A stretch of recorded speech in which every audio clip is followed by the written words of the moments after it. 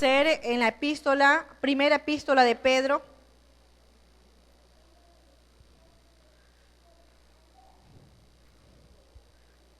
O la primera carta de Pedro, capítulo número 2.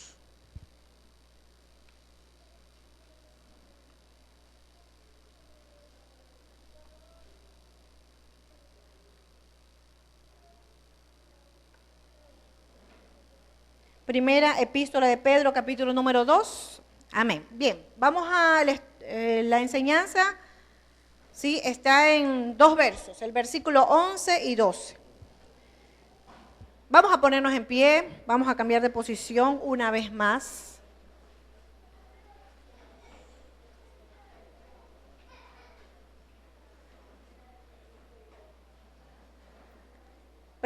Primera epístola de Pedro, capítulo número 2, versos 11 y 12. Dice así: Amados, yo os ruego como a extranjeros y peregrinos que os abstengáis de los deseos carnales que batallan contra el alma, manteniendo buena vuestra manera de vivir entre los gentiles, para que en lo que murmuran de vosotros como de malhechores, glorifiquen a Dios en el día de la visitación, al considerar vuestras buenas obras. Amén. Oremos a nuestro Dios. Padre, en el nombre de Jesús de Nazaret, te damos gracias, oh Dios de los cielos, en esta mañana, ya tarde, Señor, oh Dios. Padre, día de ayuno, Señor, donde tu pueblo se congrega, Señor amado, oh Dios, y se presenta delante de ti, mi Señor, con sus súplicas, con sus ruegos, con sus peticiones, Señor, las cuales usted ha escuchado de sus labios, Señor amado. Oh Dios de amor, ahora te pedimos que en esta hora sea usted, Señor, hablando a su pueblo a través, oh Dios, de este vaso. Glorifica tu nombre, Señor, habla conforme a nuestras necesidades, Señor amado. En el nombre de Jesús, oramos y te damos gracias, mi Señor y Dios. Amén y amén. Gloria a Jesús. Pueden sentarse, mis santos hermanos. Bien, esta epístola, sí, la escribe el apóstol Pedro, ¿sí? Quien, como ustedes sabrán, era discípulo de Jesús. No se llamaba Pedro, se llamaba Cefas, ¿sí? Era hermano de Andrés, ¿sí? Se dice que Andrés era discípulo de Juan el Bautista. Pues este Pedro, este Simón o Cefas, ¿sí?, a quien Jesús cambió su nombre por Pedro, el cual significa piedra, amén, significa piedra, ¿sí? Él fue el mismo que caminó sobre el mar de Galilea. ¿Se recuerdan esa enseñanza del día domingo? Amén. Sí, es aquel que caminó sobre el mar de Galilea, ¿sí? Aquel que no dejó, mientras estuvo con su maestro, la espada a un lado, recordando que también cuando vio que su maestro, hablando de nuestro Señor Jesús, era amenazado allá en el huerto de Getsemaní por los guardas, ¿sí?, que habían ido a tomarlo preso, él sacó su espada para defenderlo. El mismo Pedro que había dicho a Jesús: yo no te dejaré en ningún momento, aunque los otros, no importa lo que los demás hagan, pero yo estaré contigo. El mismo Pedro que lo negó 3 veces y la Escritura lo dice con maldición. Amén. ¿Qué podríamos hablar de él? ¿Sí? De su carácter, era celoso, ¿sí? Siempre ligero en juicio, precipitado. Bueno, este mismo Pedro, ¿sí?, que también el Señor perdonó, no solamente cuando lo negó, sino que en reiteradas ocasiones, ¿sí?, fue restaurado por el poder del Espíritu Santo, ¿sí? El mismo Pedro que cuando estudiamos lo que nos acompañaron en el estudio de Hechos de los Apóstoles, el mismo Pedro que fue encarcelado y dijo que aunque lo encarcelen, él iba a seguir predicando, ¿sí?, y que también murió, ¿sí? La historia dice que murió crucificado, pero él dijo que no era digno de ser crucificado como su maestro, ¿sí? Y pidió que pongan la cruz de cabeza, ¿ok? Este Pedro es quien escribe esta epístola, por eso he hablado algo de Pedro, ¿sí? Es el que escribe esta carta. Ahora, ¿por qué él escribe esta carta? ¿Con qué necesidad? ¿Cuál fue el propósito de escribir esta carta, ¿sí?, a los hermanos? Si nosotros nos vamos y retrocedemos una hojita, yo creo, de lo que hemos leído, de capítulo número 2, versos 11 y 12, y vamos al capítulo número 1, verso 1, nos habla acerca de que Pedro dirige esta carta a los expatriados, ¿sí? A los expatriados de la dispersión, y ahí señala las diferentes lugares en el Ponto, Galacia, Capadocia, Asia y Bitinia. Eso lo vemos allí en la primera carta de Pedro, capítulo número 1, verso número 1. Ahora bien, ¿qué es un expatriado? ¿Sí? Bueno, como la palabra está compuesta, ex, que significa fuera de, patriado, fuera de la patria, ¿ok? Puede haber sido que hayan estado expatriados, una persona puede estar expatriada voluntariamente o voluntariamente o por un tiempo o perennemente, ¿sí? Ok, vamos a seguir entonces con la primera carta de Pedro. Dice así: esta carta fue dirigida a los judíos, pero en su gran mayoría, judíos cristianos, pero en su gran mayoría a los gentiles cristianos. Y se dice que estos gentiles convertidos al cristianismo habían venido a Cristo por medio del apóstol Pablo, ¿sí? Y por eso Pedro ve la necesidad, ya vamos a verlo más adelante, por qué la urgencia de extender esta carta a este grupo de hermanos, ¿sí? Muy bien, entonces posiblemente, dice, llevados a Cristo por Pablo, quienes necesitaban ser fortalecidos espiritualmente. ¿Por qué? Porque se encontraban sufriendo. Ya hemos leído en el verso número 11 y verso número 12 de segunda de Pedro, ¿verdad? Vamos a ver entonces cuál era el sufrimiento de ellos, ¿sí? De esta manera el apóstol Pedro, bajo la inspiración del Espíritu Santo, escribió esta carta o esta epístola, ¿sí?, para fortalecerlos, ya que se encontraban dispersos por la persecución de parte del Imperio Romano y de su emperador Nerón, quien había quemado la ciudad de Roma y astutamente le había echado la culpa a los ya odiados cristianos. Entonces el pueblo romano empezó a perseguir, ¿sí?, asiduamente a los cristianos, ¿sí? La persecución se dio a cabo en Roma fuertemente y en sus alrededores, ¿sí?, en las cuales los cristianos eran tomados, ¿sí?, y eran llevados unos, ¿sí?, al Coliseo romano para ser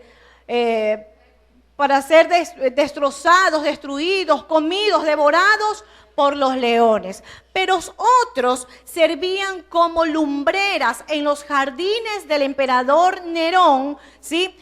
Como lumbreras. ¿Cómo así? ¿Qué hacían con ellos? Los tomaban presos, los tomaban y los bañaban en brea.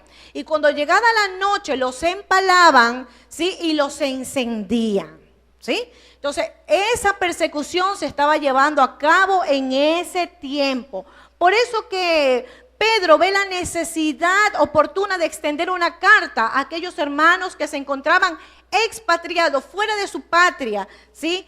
Entonces, vamos a leer lo que nos dice y cómo Pedro se expresa en esta carta. La iglesia ya tenía aproximadamente unos 35 años ya, ¿sí? Ellos habían sido participantes de persecuciones, pero no de una persecución o un padecimiento mundial, como lo expresa Pedro en la misma carta. En la carta de Pedro, donde estamos, en el capítulo número 5, verso número 9, ¿sí?, vemos cómo el apóstol Pedro se expresa, ¿sí?, a los hermanos. Dice así: al cual resistid firmes en la fe, sabiendo que los mismos padecimientos se van cumpliendo en vuestros hermanos en todo el mundo. Recordando de que el Imperio Romano dominaba todo en aquel entonces, ¿no? Entonces parecía que había llegado la hora del fin. Para los cristianos de aquel entonces, sí, ya había llegado el final. Era literalmente una prueba de fuego. En el capítulo número 4, retrocedan una página, verso número 12, dice la carta, ¿sí? Pedro, al expresarse a los hermanos, le dice: amados, no os sorprendáis del fuego de prueba que os ha sobrevenido, como si alguna cosa extraña os aconteciese. Amén. Como les decía hace un momento, cada noche se quemaban a los cristianos en los jardines de Nerón. Parecía realmente que el diablo se había levantado, como lo expresa la Escritura, como león rugiente. Y la misma expresión usa Pedro en esta carta, en el capítulo número 5, verso 8, cuando nos dice: sed sobrios y velad, porque vuestro adversario, el diablo, como león rugiente, anda alrededor buscando a quien devorar.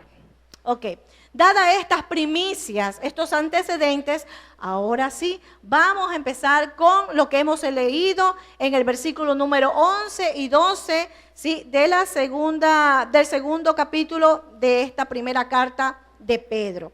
Vemos la expresión que Pedro tiene, dice amados, ¿sí? Llamando la atención de ellos, ¿no?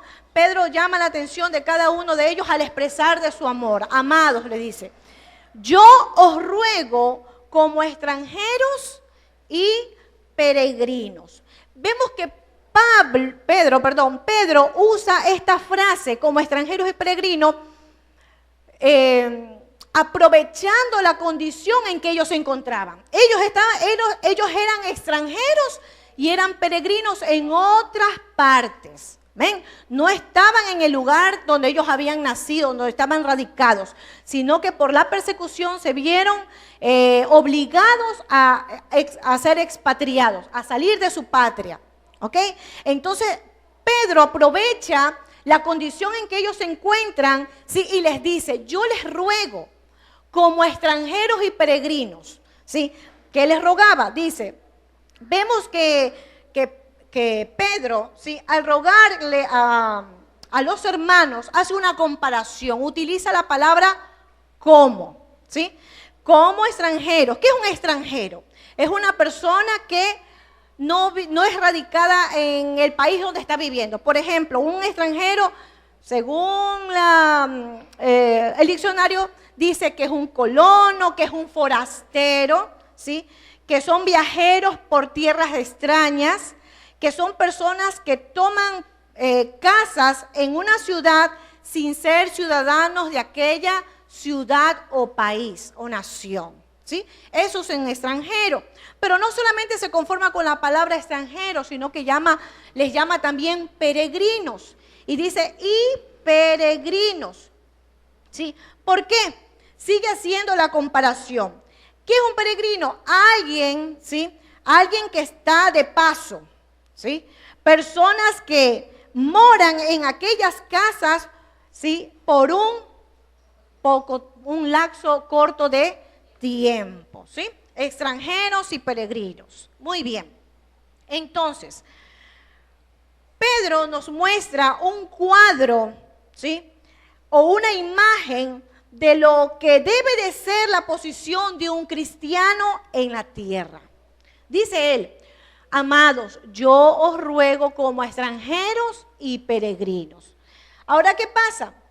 Dice así: un extranjero es aquel que no se aferra a ningún lugar, es alguien de pasada, ¿verdad? No se aferra a ningún lugar, es aquel que va por diferentes lugares, ¿sí? Y un ejemplo de ello podríamos nosotros hablar de Abraham, ¿sí? Abraham fue extranjero y peregrino, ¿sí? Nosotros, los que venimos a la escuela bíblica, en los domingos estamos estudiando el libro de Génesis y ya estudiamos la vida de Abraham. Abraham es un ejemplo palpable de lo que es ser peregrino, de lo que es ser un extranjero. ¿Por qué? En el capítulo 12, verso 1 de Génesis, Dios le dice a Abraham: vete de tu tierra y de tu parentela y de la casa de tu padre a la tierra que yo te mostraré. ¿Sí? Y él obedientemente cogió todo lo que tenía su mujer y se cambió, se fue por donde Dios le dirigía. ¿Sí? Entonces, un vivo ejemplo de ello es, por ejemplo, Abraham. Ahora bien, pero vale la pena resaltar que lo que uno como cristiano, ¿sí? Porque esta carta también es para la edificación de la iglesia en la actualidad, ¿sí? Lo que uno menos tiene en mente es que uno es extranjero y peregrino. A veces de boca decimos somos pasajeros o no somos de esta tierra, ¿sí? Pero no solamente es ese concepto tan superficial. Lo que Pedro les quería decir era algo más profundo, ¿sí? Dice, entonces, como les decía hace un momento, lo que menos tenemos en la cabeza